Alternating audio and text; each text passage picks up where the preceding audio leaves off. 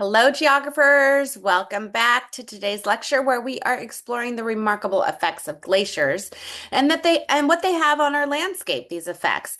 So these massive ice bodies aren't just frozen rivers. They're powerful geologic agents that erode, transport, and deposit material across vast distances, completely transforming the terrain beneath and around them. All right, let's get up here we go. Okay, excellent. So, am I on the right slide? No, sorry about that. Okay, so let's begin with glacial erosion. The effectiveness of a glacier's erosive power depends primarily on two factors, its volume and its speed. Larger, faster moving glaciers can erode much more extensively than smaller, slower ones. Glaciers erode the landscape through two primary mechanisms, plucking and abrasion. Glacial plucking is a fascinating process. It occurs when meltwater seeps into cracks and joints in the bedrock beneath a glacier and then refreezes.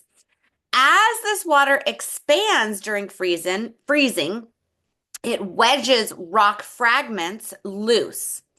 The moving glacier above it then grips these fragments and drags them away as within its general flow.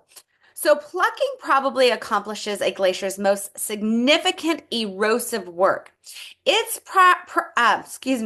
particularly effective on leeward slopes, those facing away from the direction of the glacial movement.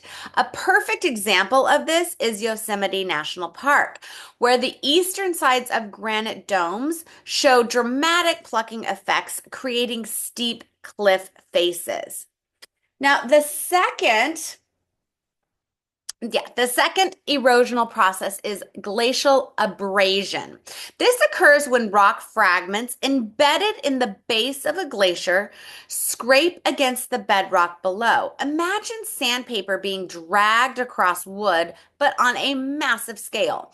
When the bedrock is highly resistant, abrasion tends to polish it into smooth surfaces, like those found in parts of the Sierra Nevada.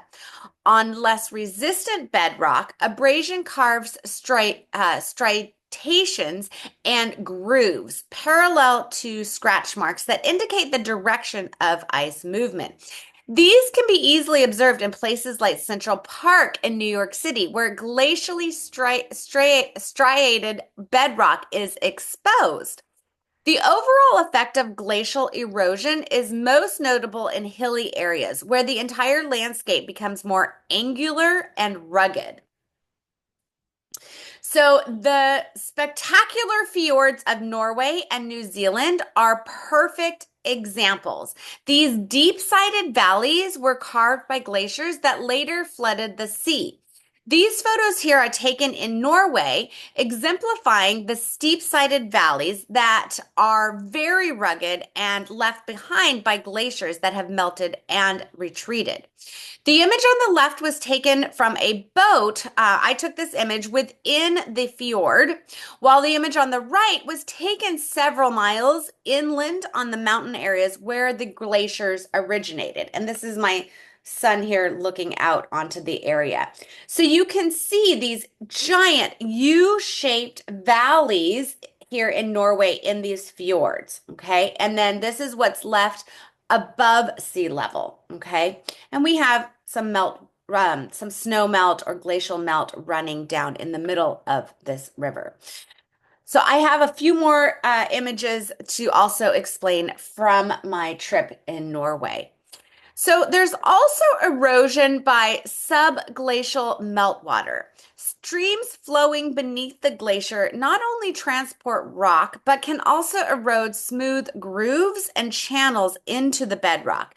In Minnesota and parts of Canada, you can find remarkable features called tunnel valleys. They have formed this process during the last ice age. Now we talked about transportation by glaciers. Glaciers are extremely competent transporters of rock debris. They can move everything from fine clay particles to massive boulders weighing hundreds of tons. Perhaps the most typical component of glacial load is what we call glacial flour. Rock material that has been ground to the texture of very fine talcum powder by glacial action. How can this glacier grind it so fine? Well, this glacier is massive in its weight, and that just creates the grinding of the glacier on the bedrock creates this glacial flour. So this material gives glacial meltwater its distinctive milky and milky blue color, which you can observe in places like Lake Louise and in Canada or the glacial rivers of Iceland.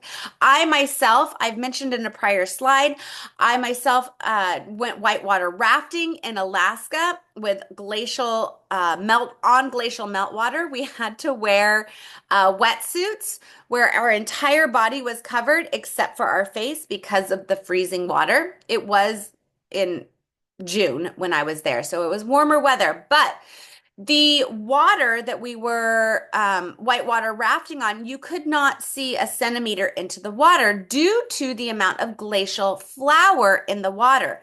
And because of this glacial flour being so fine and such a fine material, it is suspended in the water and does not sink. The other thing that was really interesting is as you're whitewater rafting, you're getting splashed by water. That water would get into our eyes and we could feel the glacial flour in our eyeballs. Anyway, just something fun. So most of the glacial load is picked up from the bottom. So it's carried along a narrow zone at the glacier's base. However, alpine glaciers also carry material on the top of the ice, and we can see images of those. We have mass wasting from the surrounding slopes that deposit debris onto the top of the glaciers.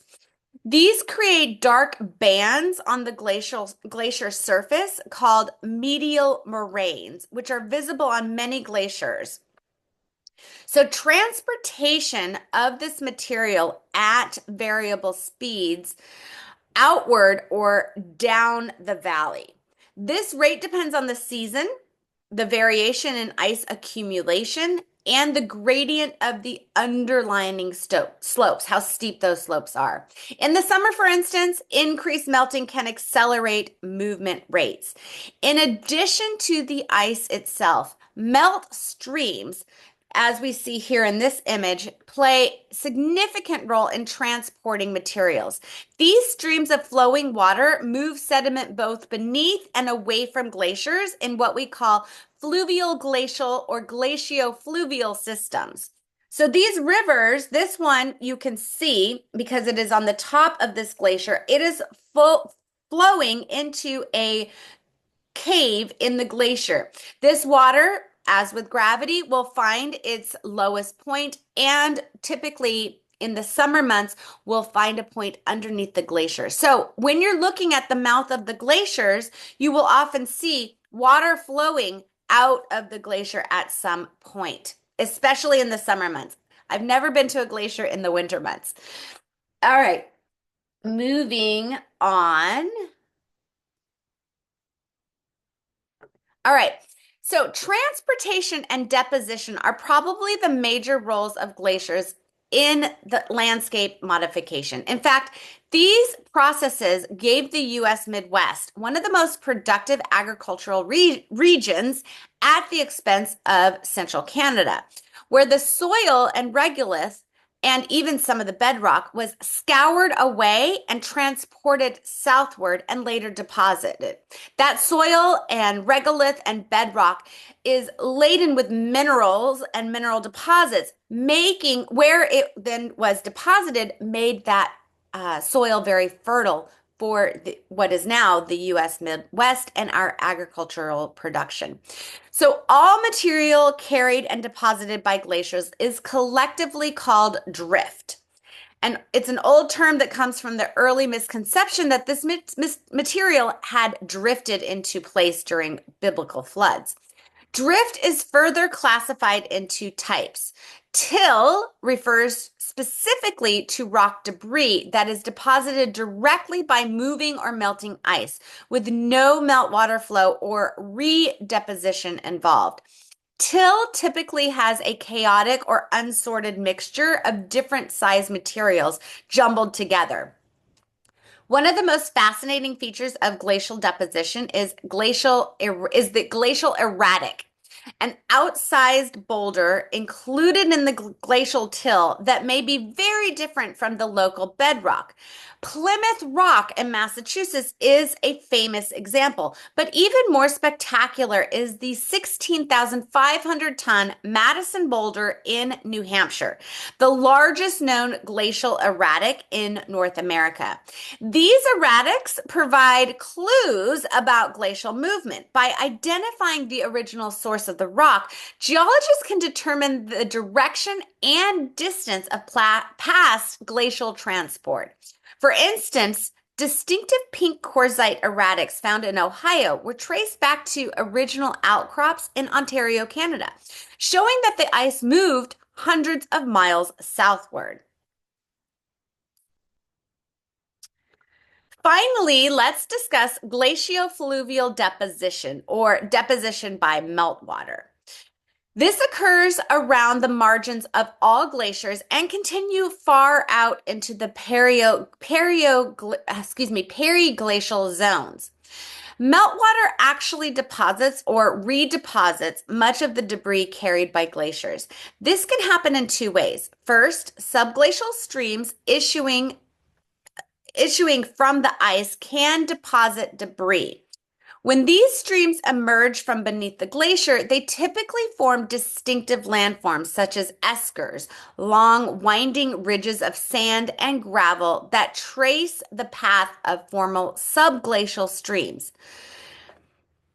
Second, meltwater from melting ice can pick up material already deposited and redeposit it elsewhere. Most meltwater deposition actually involves the redeposition process. As the meltwater flows away from the glacier, it creates outwash plains of sorted sand and gravel. The extensive sand plains of Long Island were formed this way as meltwater flowed south from the receding ice sheet. Unlike till, which is unsorted, glaciofluvial deposits show distinct sorting and stratification, just like any other water-laid sediments. This sorting creates valuable deposits of sand and gravel that are widely used in construction. In fact, many gravel pits throughout the northern United States and Canada are mining these glacial fluvial deposits left from the last ice age. Okay, so to conclude today's lecture, I hope you can now appreciate how glaciers have shaped our world, not just through their erosive power, but through their roles as transporters and depositors of material. In our next lecture, we're going to discuss the continental ice sheets in more detail. Thanks for watching.